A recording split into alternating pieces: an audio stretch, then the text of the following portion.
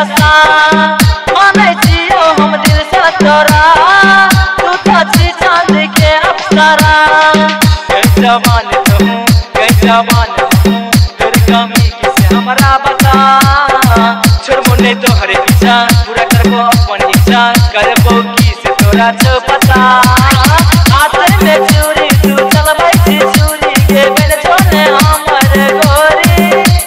बाली उमरिया 16 के साल में सब जगह पागल है तोर प्यार में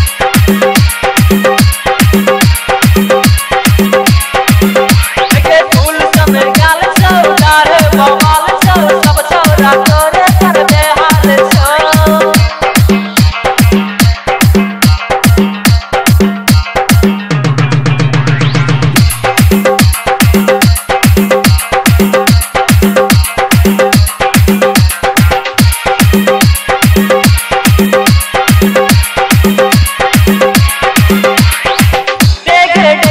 गजब के अदा बिन तो रानी तू हमर राजा कुछ बैसल सांसों में बन गए जिंदगानियां सुन के हमरे गोरी आने छिपे छोरी दिल ने तोड़ हमर ये ना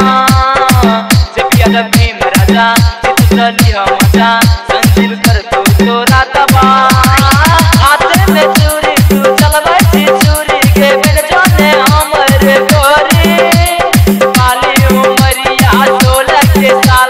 सब जगह पागल है तोहर प्यार में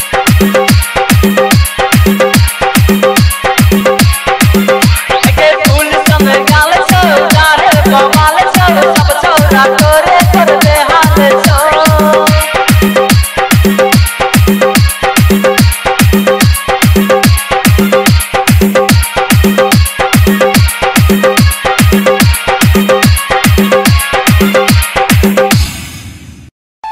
यदि अपनो सब चाहे छी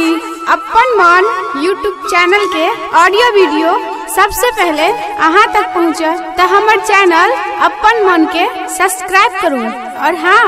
घंटी के निशान दबाना नहीं बिसरो। जय मिथिला, जय मैथिल, जय मैथिल, जय मैथिल।